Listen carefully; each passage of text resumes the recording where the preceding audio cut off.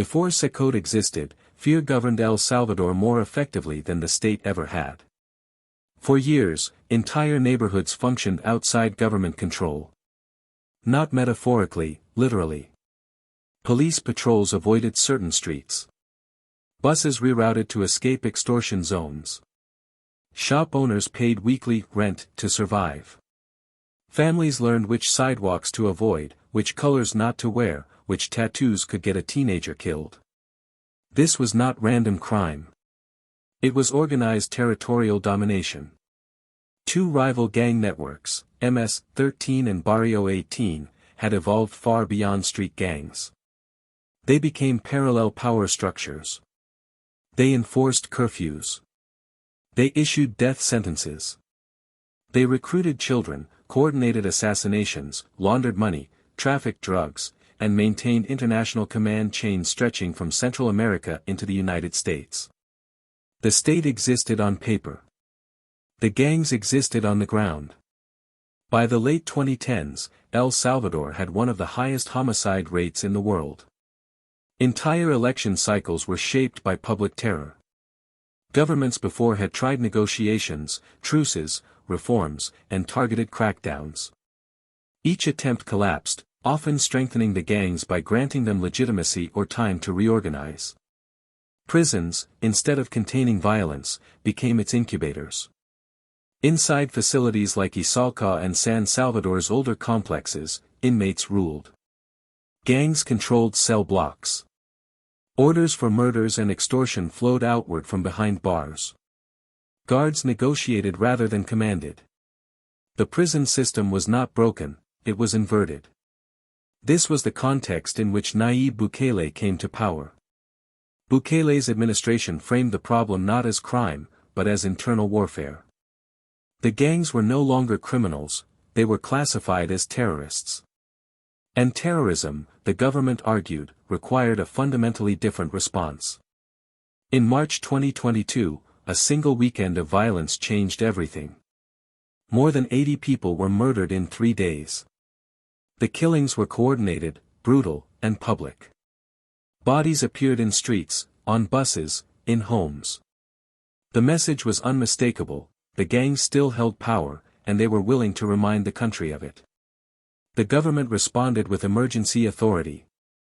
A nationwide state of exception was declared. Constitutional protections were suspended.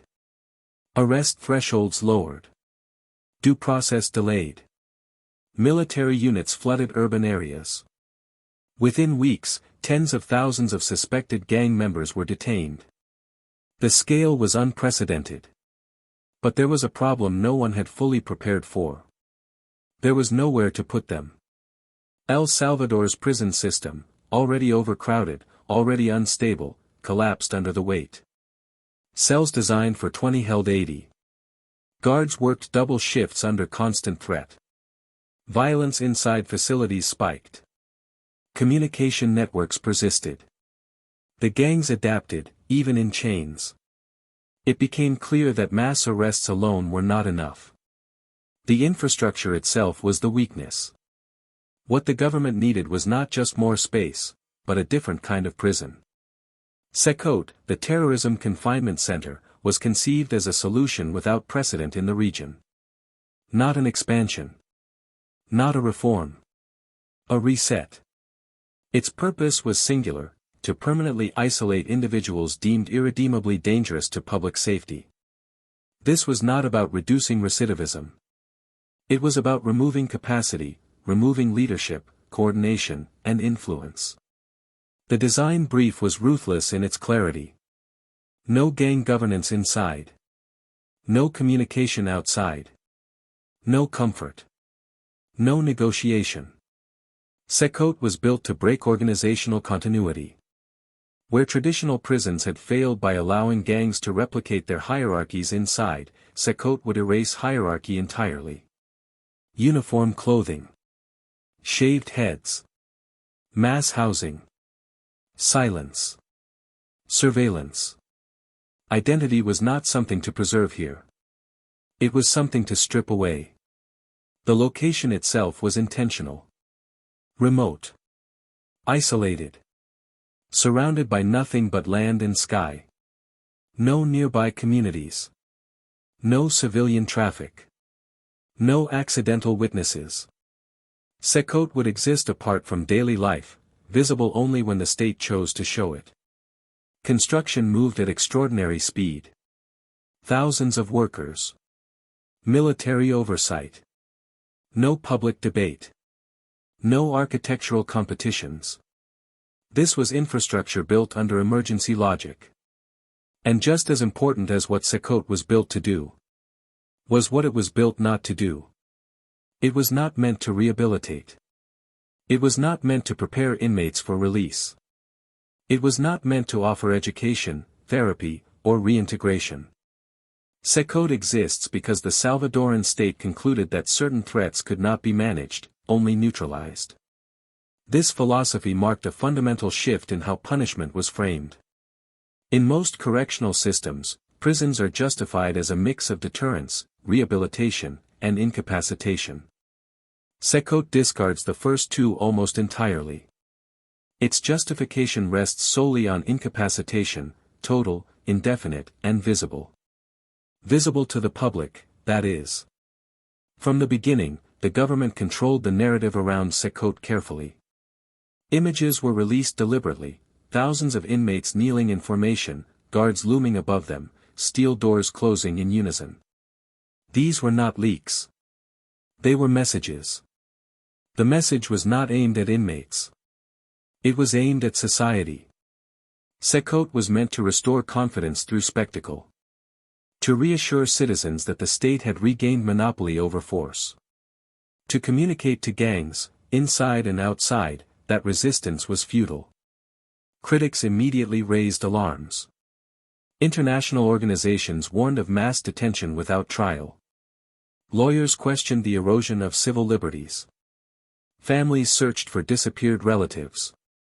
The line between suspected gang affiliation and guilt blurred rapidly.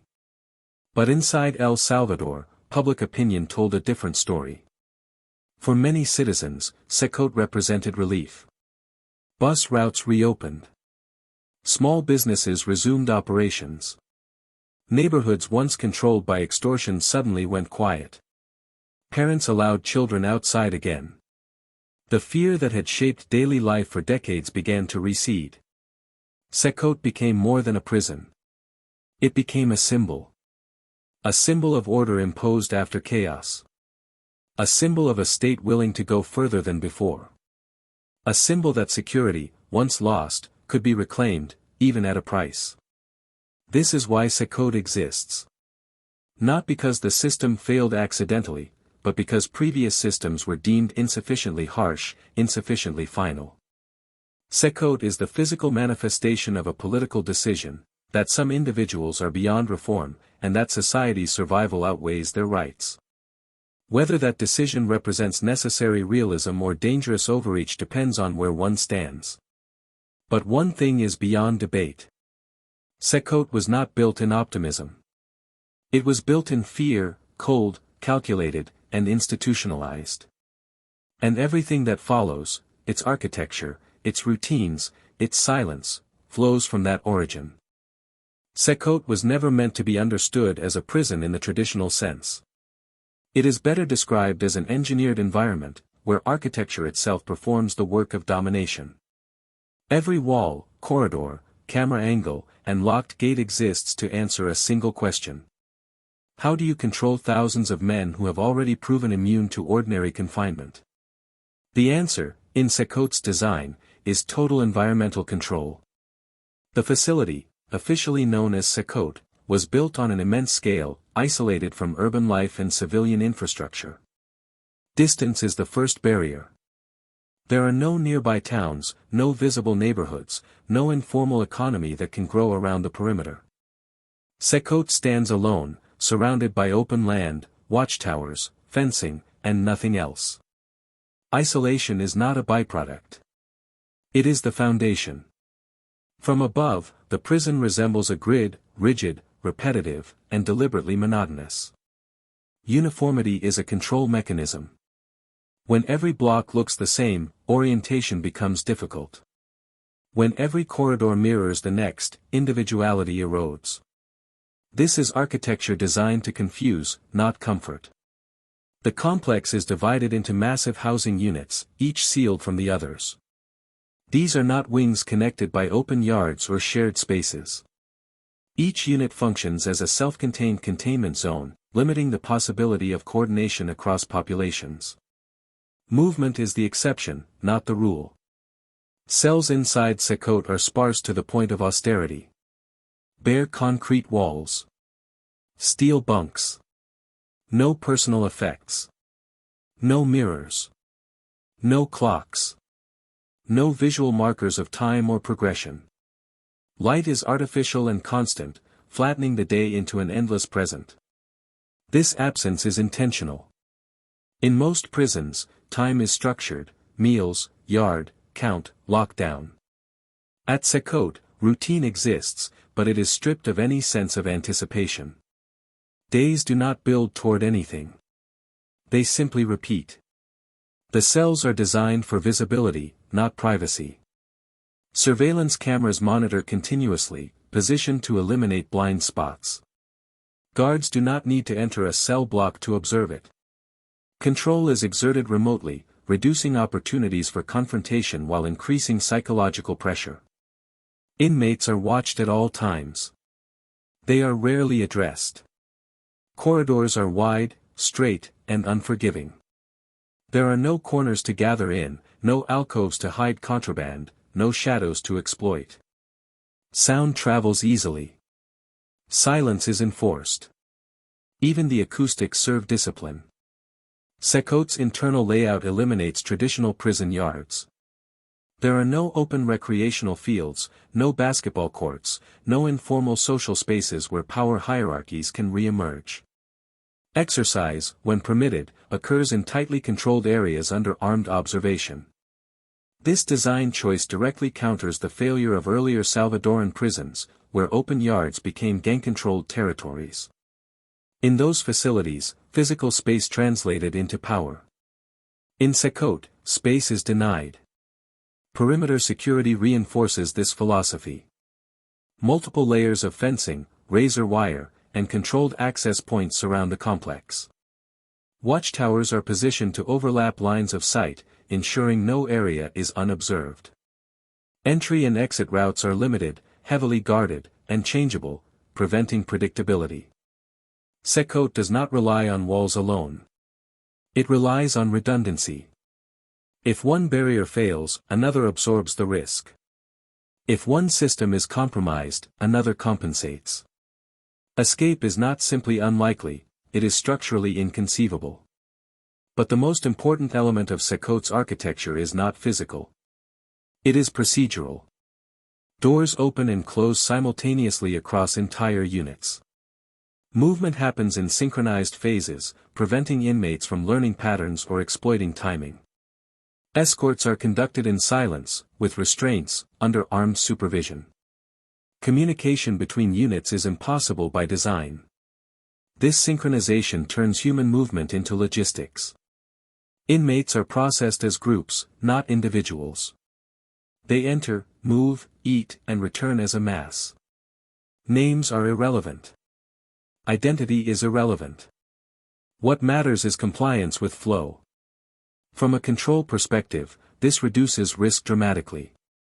Individual resistance becomes meaningless when the system responds collectively and mechanically. For guards, architecture replaces discretion. Rather than relying on negotiation or situational judgment, officers follow rigid protocols enforced by the building itself. The environment dictates behavior. This minimizes corruption, reduces opportunities for collusion, and places authority in the institution rather than the individual guard. In this sense, CECOT is designed to protect its staff as much as to restrain inmates. There are no shared workspaces between guards and prisoners. No informal contact. No favors. No conversations beyond commands. Physical separation reinforces psychological distance. The prison's command center, largely hidden from public view, functions as the brain of the operation. Surveillance feeds, access controls, and communication systems converge here. From this point, officials can lock down entire sections in seconds. Control is centralized. Response is immediate. Critically, CECOT's architecture does not attempt to simulate normal life. There are no classrooms masquerading as hope. No painted murals. No signs of reform culture. This absence is itself a message. The message is finality. Where other prisons balance punishment with the possibility of change, CECOT removes ambiguity. Its design communicates permanence, an unspoken understanding that those inside are not expected to return to society anytime soon. Psychologically, this matters. Human beings orient themselves around future possibilities. Remove the future, and behavior shifts. Aggression may initially spike, but over time, energy collapses inward. Apathy replaces ambition. Compliance becomes survival. CECOT's architecture accelerates this process. Even color choices play a role.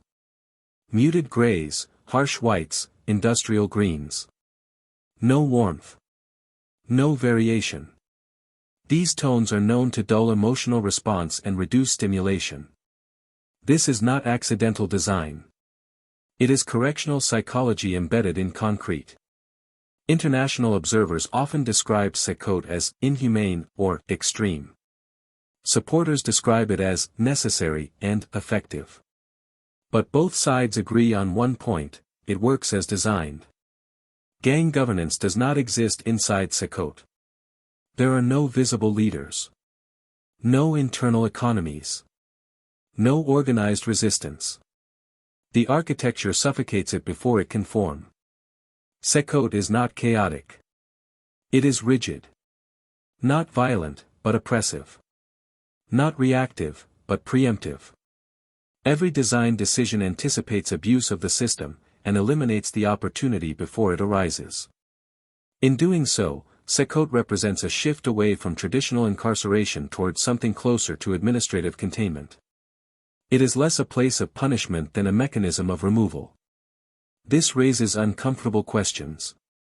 If architecture can neutralize criminal networks so effectively, why was it not implemented earlier? And if it works, what limits should exist on its expansion? CECOT does not answer these questions. It simply exists. A fortress of order built in response to chaos, proving that control, when engineered thoroughly enough, can replace negotiation, rehabilitation, and even law itself. In CECOT, power is not asserted through force. It is embedded into the walls. And once built, it does not argue. CECOT is not a general population prison. It is a destination reserved for a very specific category of inmate, those the Salvadoran state has classified as uncontainable by ordinary means. To understand who is sent here, it is important to understand who is not. CECOT does not house petty offenders. It does not house short-term detainees. It does not house inmates awaiting routine sentencing. It exists for individuals the state believes cannot coexist with society, other prisoners, or even standard maximum security facilities without exerting destabilizing influence.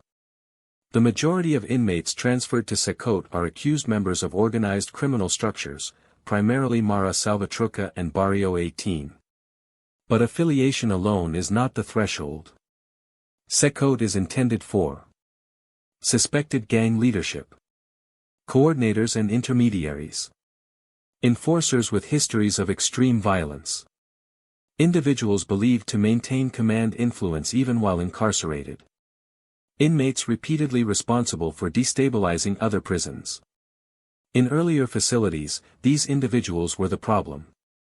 They enforced discipline inside cell blocks. They organized extortion from behind bars. They ordered killings without touching a weapon. CECOT was built specifically to sever that influence. Security classification here is absolute. Inmates transferred to CECOT are treated as permanent high-risk detainees, regardless of sentence length or trial status. Many are held under emergency legal frameworks that allow prolonged detention without conventional judicial timelines. This has produced one of the most controversial aspects of the institution, the blurring of guilt and suspicion. From the state's perspective, CECOT is preventative. It exists to neutralize threats before they reorganize. From critics' perspectives, it risks becoming a warehouse for people whose individual culpability has not been fully adjudicated. Inside the walls, that distinction does not matter. CECOT does not operate on the assumption of innocence or rehabilitation. It operates on risk assessment. Inmates are selected not for what they have been proven to do, but for what the state believes they are capable of doing. This capability-based logic is central to who ends up here. Psychologically, the inmate population is characterized by several recurring traits. High tolerance for violence. Strong identification with group hierarchy. Deep distrust of authority. Adaptability under coercive conditions. These are not impulsive offenders. They are organized, disciplined, and accustomed to operating within systems, legal or illegal. Ironically, this is what made them powerful outside prison, and dangerous inside it. In earlier prisons, gang members recreated their structures effortlessly. Leaders issued orders. Subordinates enforced compliance. New inmates were absorbed into existing hierarchies.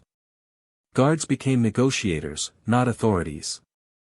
CECOT was designed to break this cycle by destroying the conditions required for leadership to exist.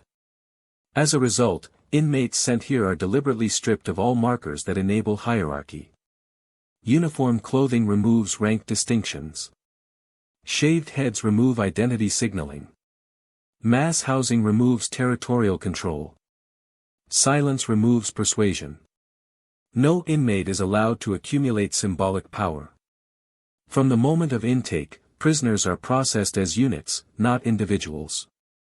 Names are replaced by numbers. Personal history becomes irrelevant. What matters is compliance with protocol. This produces a population that is outwardly homogeneous, but internally volatile. Many inmates arrive with reputations forged through years of violence. In any other prison, those reputations would translate into status. At CECOT, they translate into nothing. This loss of status is not incidental. It is the punishment. For hardened gang members, power is identity. To remove power is to dismantle the self-concept that sustained them. This often leads to severe psychological consequences: withdrawal, disorientation, and emotional flattening. CECOT's inmate population also differs in age distribution. While there are young men swept up during mass arrests, a significant portion are older, veterans of gang life who have survived multiple cycles of incarceration, truce, and conflict. These individuals are particularly dangerous to the system because of their institutional knowledge. They know how prisons fail. They know how guards can be manipulated. They know how power grows in confinement. CECOT exists because those lessons were learned the hard way. Importantly, CECOT does not operate under the assumption that inmates will change over time. Unlike rehabilitative systems that adjust privileges based on behavior, CECOT offers no meaningful incentive ladder. Good behavior does not lead to transfer. Compliance does not lead to opportunity. Silence does not lead to release. This has a profound effect on inmate psychology. In traditional prisons, power struggles are fueled by hope of status, of influence, of protection. In CECOT, hope is deliberately absent. This forces a recalibration of survival strategy. Resistance becomes pointless. Leadership becomes impossible. Submission becomes the only viable mode of existence. From a control standpoint, this is effective. From a human standpoint, it is devastating. Another defining feature of CECOT's inmate population is collective punishment. Individuals are not separated based on crime severity within the gang hierarchy. Leaders and foot soldiers are housed under similar conditions. This is intentional. Separating leadership from subordinates would recreate hierarchy. Housing them together neutralizes both. Leaders cannot command. Subordinates cannot defer. Everyone is equally powerless. Critics argue this approach ignores individual culpability. Supporters argue it eliminates the structural conditions that allowed gangs to function in the first place. CECOT takes a position without apology. It treats gang membership itself as an existential threat. There is also a significant number of inmates who claim misidentification, individuals arrested due to tattoos, neighborhood associations, or anonymous accusations.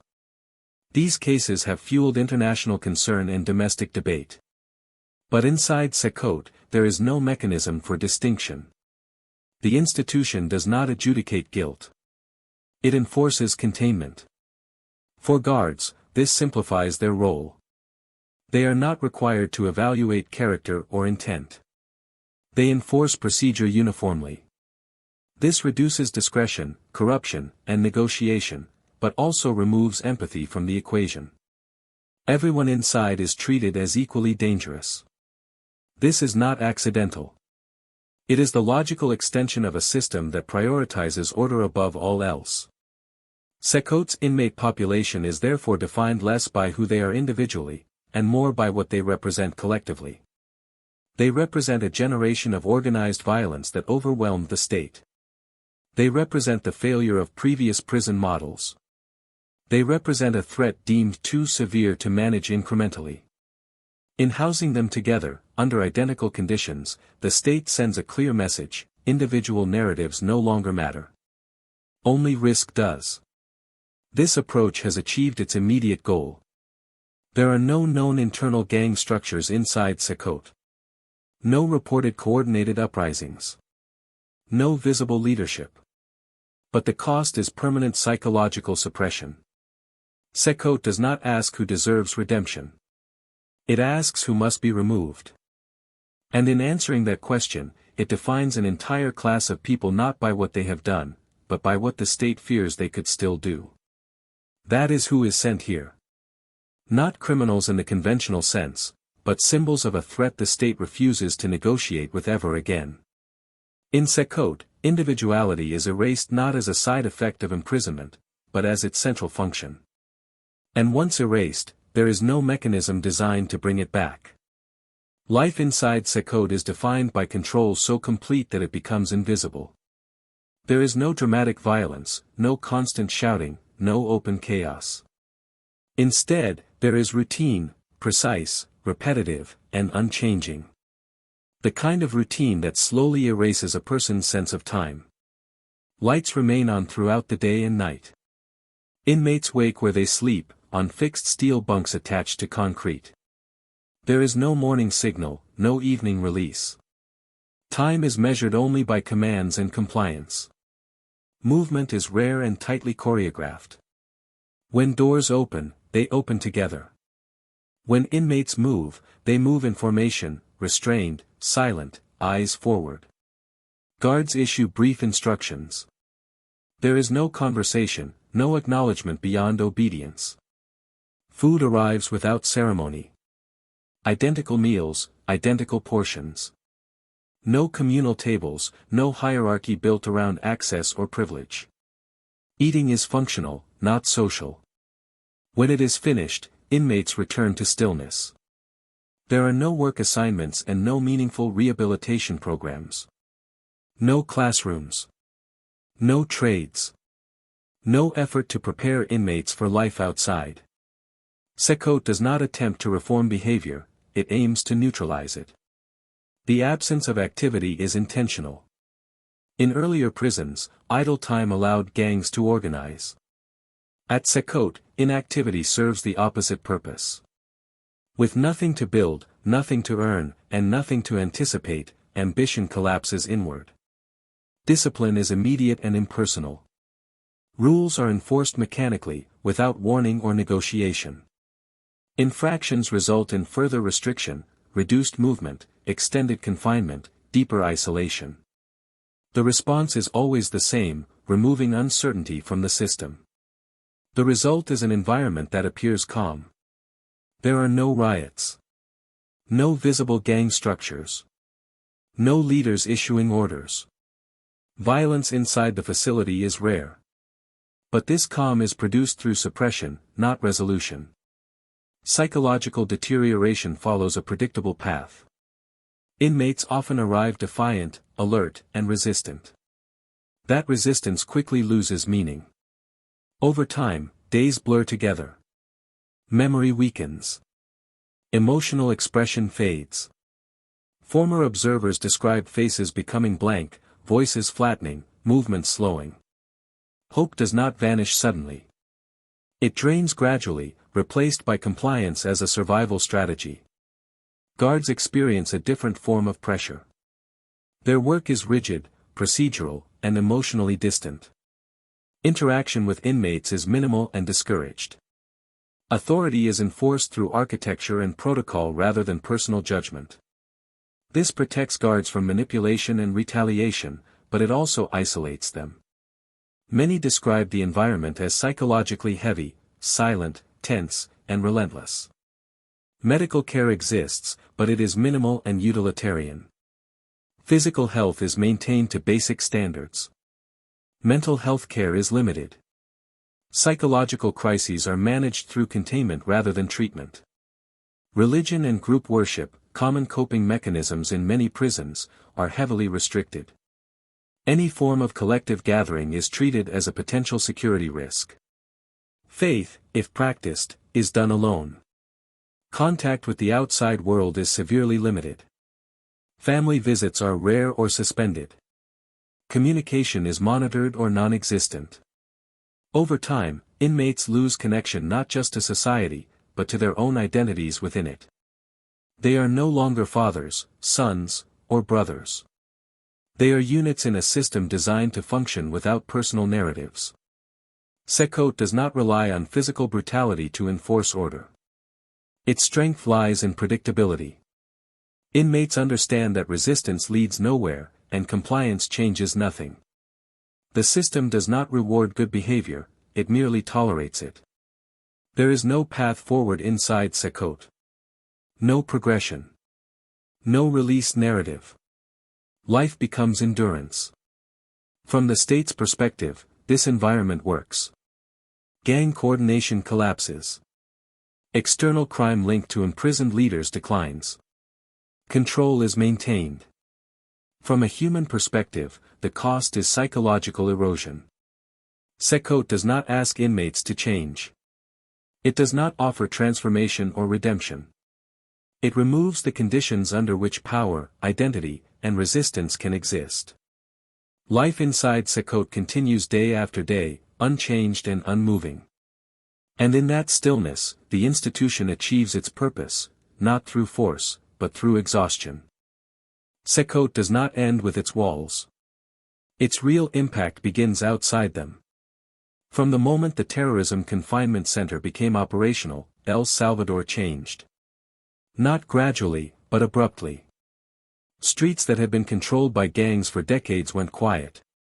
Extortion networks fractured. Bus routes reopened. Neighborhoods once governed by fear began to resemble ordinary places again. For many citizens, the results felt immediate and undeniable. Homicide rates dropped sharply. Public spaces returned to use. The sense of constant threat, so deeply embedded it had become normal, began to lift. In this context, CECOT came to represent something more than a prison. It became proof that the state could reassert control where it had failed for generations. The message was clear: power had shifted. CECOT functions as a signal, not just a facility. It communicates to gangs that the rules have changed permanently. Leadership no longer guarantees influence. Incarceration no longer provides a platform. Once inside, there is no leverage left to exploit. From a strategic standpoint, this is its greatest success. Gang hierarchies depend on continuity, on the ability to communicate, enforce loyalty, and maintain identity. CECOT severs all three. Over time, this weakens the broader structure outside the prison walls. But this concentration of power comes with consequences. International human rights organizations, including Amnesty International, have condemned CECOT as a symbol of mass detention and the erosion of due process. Critics argue that the same mechanisms that make the prison effective also make it dangerous. Emergency powers allow prolonged detention without traditional judicial review. The criteria for transfer are broad. In some cases, individuals have been detained based on tattoos, anonymous tips, or neighborhood association rather than proven crimes. CECOT does not resolve these questions. It bypasses them. This has produced a growing moral tension. Can a system be justified by its outcomes alone? And if security is restored through extraordinary measures, how long can those measures remain in place before they redefine normal governance? Inside El Salvador, public opinion remains largely supportive. For citizens who lived under gang control, the trade-off feels acceptable, even necessary.